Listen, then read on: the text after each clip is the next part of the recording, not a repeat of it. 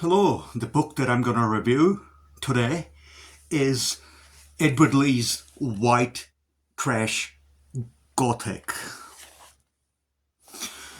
This book was published in 2017, 20 years after the publication of Bighea. Now, if you have been following Edward Lee or Splatterpunk, you know that Bighea is one of the gems of the Splatterpunk genre, and it's Edward Lee's magnum opus. And I've reviewed this book, Bighea, on this channel, The Bighea, and it's one of my most viewed video. Check that out. But getting to White Trash Gothic, this is not a big book. It's only about how much? 200? Yeah, about 200 something pages, and it's not it's more like a novella, but it's a trilogy. White Trash Gothic 1, White Trash Gothic 2, White Trash Gothic 3. All of them are like novellas. And I was like, shall I review them in one video or shall I do a separate video for each? And I thought, I'll do a separate one and do each of them proper justice. So this was published in 2017, and you can think of this, it exists in the same world as the Bighea, and there are so many Easter eggs. So many Easter eggs. If you're an Edward Lee fan, this is a treat. And this can be thought of as a sequel and a prequel at the same time to the Bighea. And this book tells the story of this writer who is 58 years old, and he has amnesia. He's forgotten so many things in his life, and all the books that he has published, and the relationships he had, if he had any, and the places he has been to. All of that is wiped out. He has proper amnesia, and he couldn't remember fucking anything. But he got this one page of this book, which he was going to title White Trash Gothic, and he has this page written, and his shrink tells him, Dr. Offenbach, a voluptuous lady, this writer's shrink tells him, if you want to jog your mind, go back to the town where this page was written. Go back to the same hotel where this page was written. And lo and behold, the name of the town where this page was written is Luntville. And Luntville is where the happenings of the Bighea happened 20 years ago. And the writer is like, yeah, I'll go to Luntville and see what happened in there. And that's how this story starts rolling. Now, this book is written like a literary novel. It's very erudite. It's very verbose. Big words. It's like literature, you know, the big words, and it's like written in not super complex. It's not like Ulysses or anything, but it's written these big words, very erudite. And at the same time, the trashy, the stuff that happens in Edward Lee's novels, the killings, the murder, the rape, all the splatterpunk stuff that happens, all the nasty stuff, trashy stuff is happening, but it's written in Shakespearean but bloody English. And it's the juxtaposition of these two things that makes this novel so great. And for example, I'll read the opening paragraph of this book and see if you have to pick up the dictionary to comprehend what the fuck is he actually talking about with all these big words. This is the first page of the book, The White Trash Gothic, that he's not a narrator, he's the protagonist is writing, and that's how this book opens. And I'm gonna read the first paragraph. There was a knock at the door. When Nikov, rascal, opened it, he espied a baleful purview of imprecations, an apophis of dolorous spiritum, perforce, the Nietzschean abyss. He dreamed of utter blackness, of dripping sounds and screams. And it was all those things that he found himself looking at beyond the transom of his solitary motel room. The blackness that was somehow fulgent, in which traversed the fallow masses with faces like poultices and acuminated grins. His heart beat in mordant rebuttal when the gracile hand, certainly that of some outerwardly women, reached out from the festering claw and took his own. He thought of the light's absence in the flesh. He thought of ataxia undiluted. He thought of lost worlds. Surely this curvaceous silhouette could only be the answer to 30 years of aesthetic curry, like Pynchon's cryptic we, like Burroughs' John, the target of every writer's most sincere quest, the search for the woman he can never have.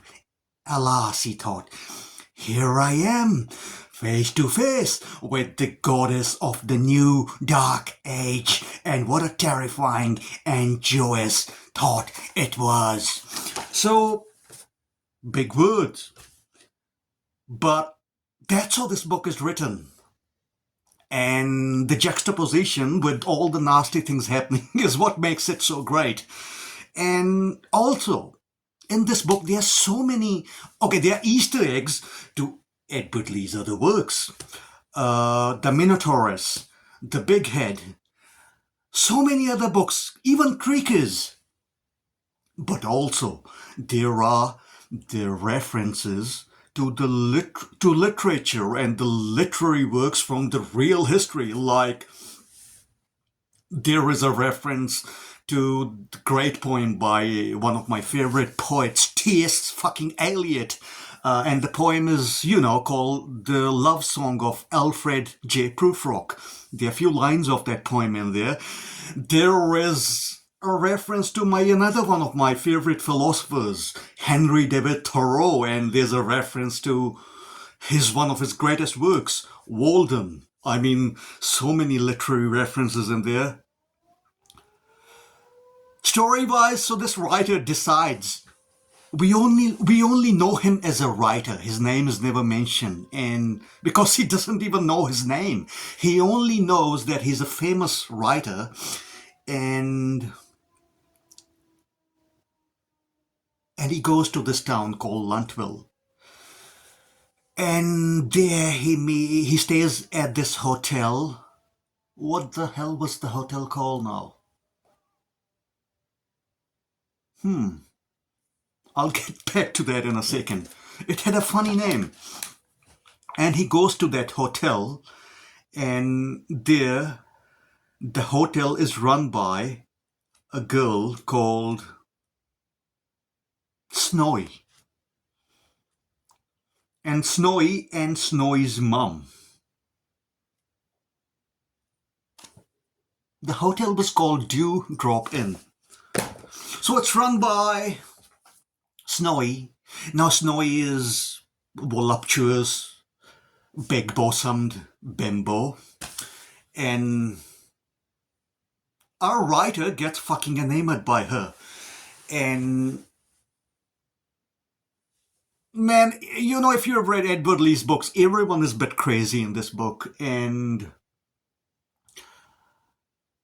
so much crazy shit happens, eh? So Snowy, they're gonna be spoilers. If you don't want any spoilers, click away now and come back later and let me know what you think of this book. Having said that, let's carry on. So Snowy drugs the writer, takes him to the morgue, and they meet Dawn. Now Dawn is a good friend of Snowy, and they are like frenemies. They have this love-hate thing going. They are both crazy. They are both like bimbos, and they drug a writer, and then they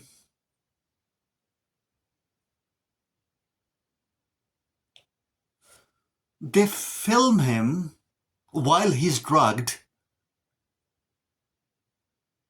fucking a corpse at a morgue.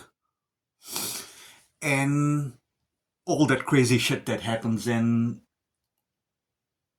the writer realizes the next morning that he was drugged and this happened, and Snowy says, oh, we had to do it because this big gangster wants these tapes, otherwise he would have killed us. And that's how the story and the craziness happens. But there are also references to the antagonists of the big hit, Bowles and Dickie. In this book, we meet Dickie's ghost, and we have their car, which is now rusty and old, and everyone gives that car a wide berth because of all the horror stories about Bowles and Dickie and how they were like big psychopaths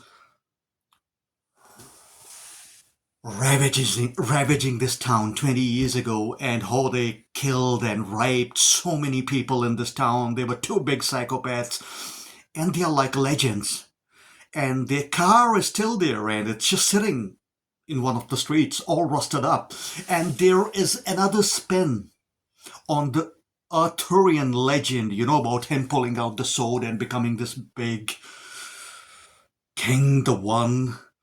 In this story, there's a spin on that Arthurian legend about this car, that whoever the fuck starts this car is gonna be the one who will save this town from the curse of the Bowles and Dickie.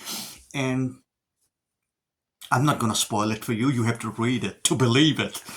But so we have this going, this Arthurian legend going, we have so many Easter eggs, we have all the crazy shit happening.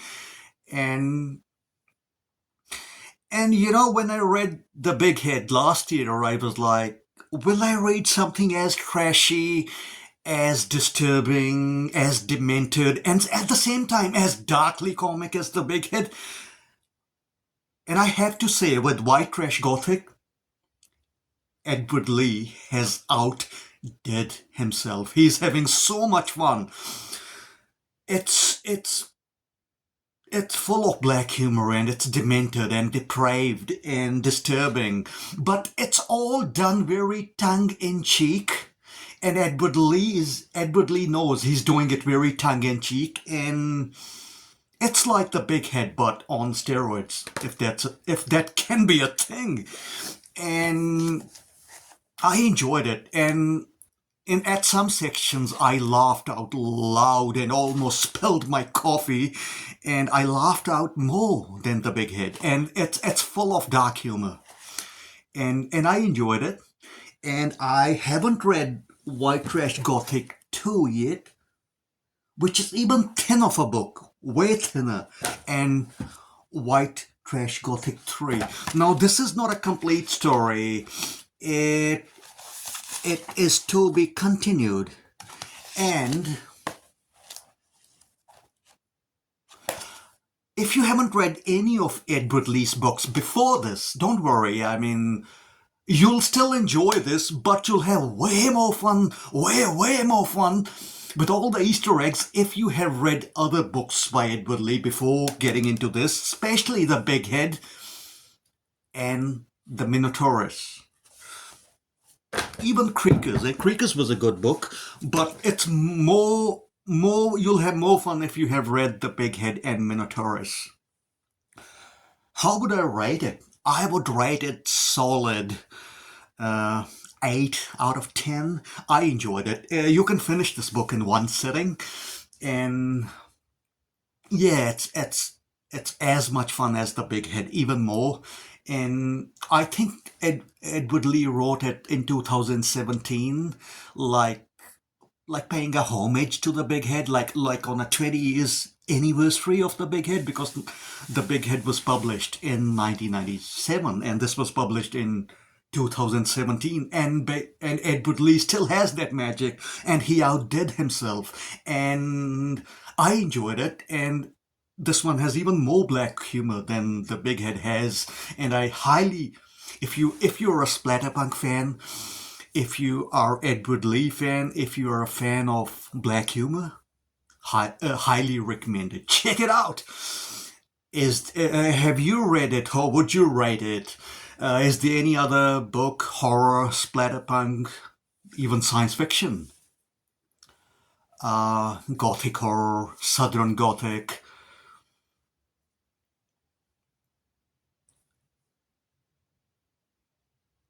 Let me know. Let me know the title of the book in the comments, and I'll get to that book and review it in sometime in the near future. In the meantime, keep on reading great fiction, great horror fiction, and if you like the reviews that I do, and you like the genres that I do, and my style of reviews, please like and subscribe and leave.